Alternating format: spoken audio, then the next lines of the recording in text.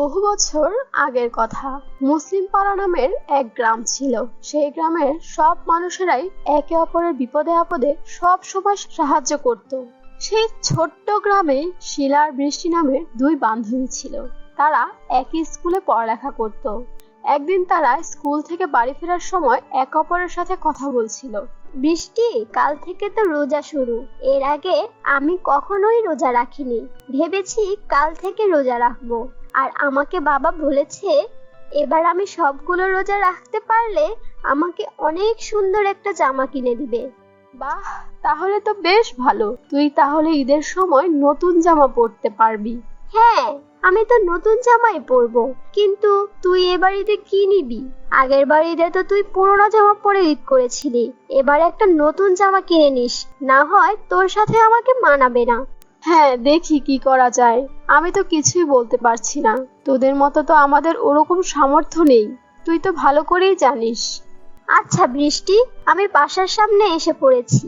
আমি চললাম। কাল বিকেলে এখানেই আসিস কিন্তু আমার সাথে দেখা করতে। আচ্ছা ঠিক আছে, আল্লাহ হাফেজ। আমি আবার আসবো। মা, বৃষ্টি, এসেছিস? তোদের স্কুল কি ছুটি দিয়ে দিয়েছে? কাল থেকে তো রোজা। হ্যাঁ মা, কাল থেকে আমাদের স্কুল বন্ধ। আর বাবা কোথায়? বাবাকে যে দেখতে পাচ্ছি না। তোর বাবা কাজ খুঁজতে গিয়েছেন। 3 মাস তো হয়ে গেল তোর বাবার চাকরিটা গেল। আর তো কোনো চাকরি খুঁজে পাচ্ছে না। কিভাবে যে আমাদের সামনের দিনগুলো কাটবে কে জানে। সামনে আবার ঈদ আসছে। এবারও বোধহয় তোকে কিছু কিনে দিতে পারবো না রে মা। আরে মা, চিন্তা করো না, সবকিছু একদিন ঠিক হয়ে যাবে। আর এই ধরো, টিফিনটা খেয়ে নাও। কি বলছিস তুই এসব? আজও তুই টিফিন খাসনি? প্রতিদিন তো না খেয়েই ঘর থেকে বের হস, আবার সেই টিফিনগুলো নিয়ে আসিস কেন? মা, আমি আর বাবা তো প্রতিদিনই কিছু না কিছু খাই, কিন্তু তুমি তো না খেয়েই থাকো। এই নাও, এই রুটিটা খেয়ে নাও। আচ্ছা ঠিক আছে মা, তুই অর্ধেক খা, আমি অর্ধেক খাবো। এছাড়া কিন্তু আমি খাবো না। শিলা, মা তুই এসেছিস? তোকে দেখে খুব ক্লান্ত লাগছে। এখানে বস তো মা, তোর জন্য আমি এক্ষুনি খাবার নিয়ে আসছি। হ্যাঁ মা, আমি খুব ক্লান্ত হয়ে গিয়েছি। আমার জন্য খাবার নিয়ে এসো। আর আমি কাল থেকে রোজা রাখবো, তাই আজ ভালো ভালো খাবার খাবো। হ্যাঁ রে মা, আমি তো চিনি আমার মেয়েকে। আমি জানি সে যে ভালো খাবার খেতে চাইবে। তাই আমি আজকে তোর জন্য পোলাও আর মাংস রান্না করেছি। বেশি করে খেয়ে নিস। দেখ মা, আমি কাল রোজার জন্য অনেক বাজার করে নিয়ে এসেছি। ফল পাকুড়, আবার দেশি মুরগি, পোলার চাল, অনেক কিছু এনেছি। খুব ভালো করেছো বাবা। আমি তো সেহরির সময় দেশি মুরগি ছাড়া ভাতই খাবো না।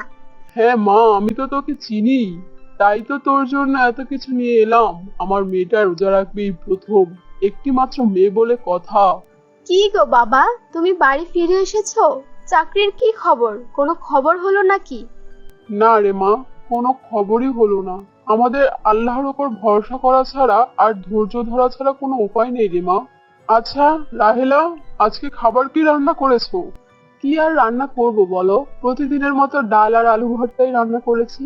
তুমি হাত মুখ ধুয়ে আসো, আমি খাবার রেডি করছি। আল্লাহ যে আমাদের এতটুকু খাওয়ার তৌফিক দিয়েছেন, এটাই অনেক। 3 মাস তো হলো চাকরি নেই, তারপর তো না খেয়ে কাটাচ্ছি না দিন। বেশ ভালোই তো দিন যাচ্ছে। তারা সবাই খাবার খেয়ে ঘুমিয়ে পড়লো। সেহরির অ্যালার্ম বাজতেই সবাই উঠে পড়ে সেহরি খাওয়ার জন্য। শিলা মা, ঘুম থেকে ওঠ, সেহরির সময় হয়ে গিয়েছে। তুই না আজ থেকে রোজা রাখবি? মা, আমার উঠতে ইচ্ছে করছে না। আমি রোজা রাখবো না। তোমরা খেয়ে নাও। তাহলে কি আমার মেয়েটার নতুন জামা লাগবে না এবার ঈদে? না না না বাবা, আমার লাগবে লাগবে। আমি এক্ষুনি উঠছি। আমি সেহরি খাওয়ার জন্য উঠছি। এরপর শিলা আর তার মা বাবা মিলে খুব ভালো ভালো খাবার খায় সেহরিতে। অন্যদিকে বৃষ্টির বাড়িতে কি গো, সেহরিতে কি আছে খাবার জন্য? এই তো রাতের পান্তা ভাতগুলোই আছে, আর তো কিছুই নেই।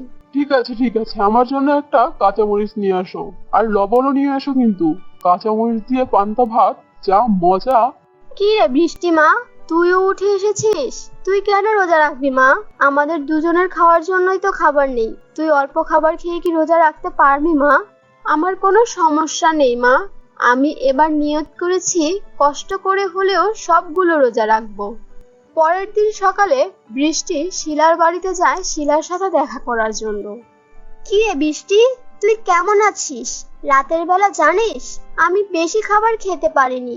এমনিতে কত প্লেট খাবার খেয়ে ফেলি, কিন্তু সেহরিতে আমি অল্প খাবার খাওয়াতেই আমার পেটটা কেমন ভরে গিয়েছে। তা তুই কি খেয়েছিস রে রাতের বেলা? আমি পান্তা ভাত খেয়েছি।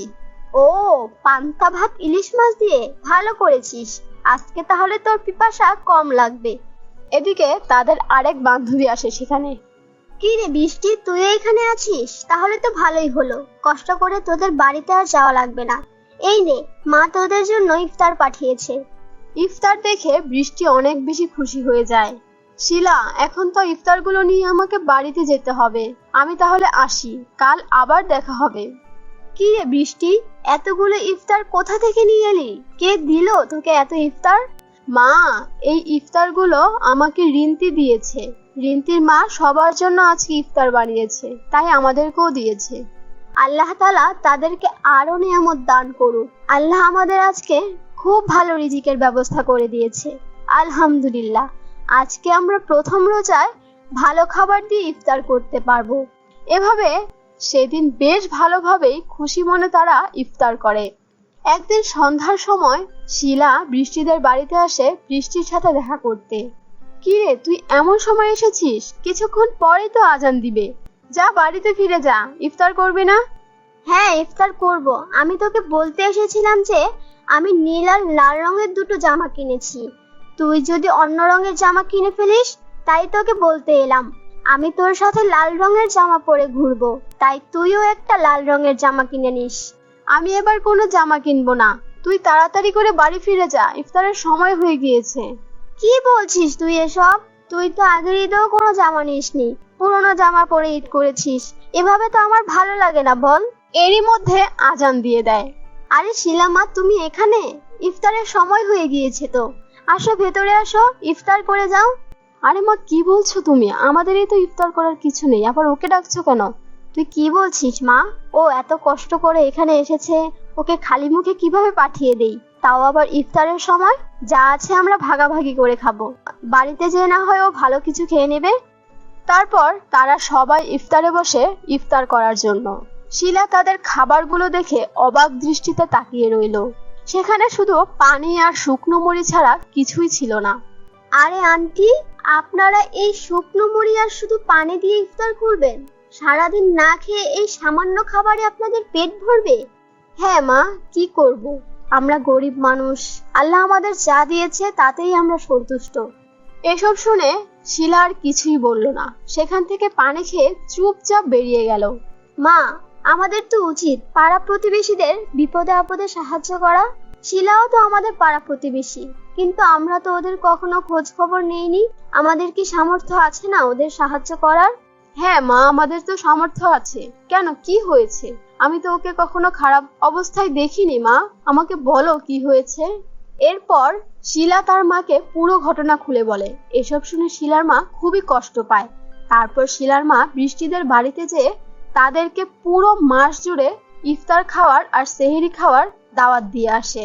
এভাবে বেশ ভালোভাবে দুই পরিবার প্রতিদিন একসাথে সেহরি আর ইফতার করে। কিছুদিনের মধ্যেই শিলার বাবা বৃষ্টির বাবার জন্য একটা চাকরির ব্যবস্থা করে, আর এতে বৃষ্টি আর তার পরিবার অনেক বেশি খুশি হয়ে যায় আর আল্লাহর কাছে শুকরিয়া জ্ঞাপন করে। এরপর থেকে বৃষ্টির পরিবারে আর কখনো দুঃখ কষ্ট আসে না। তারা সুখে শান্তিতেই বাকিটা জীবন কাটাতে থাকে।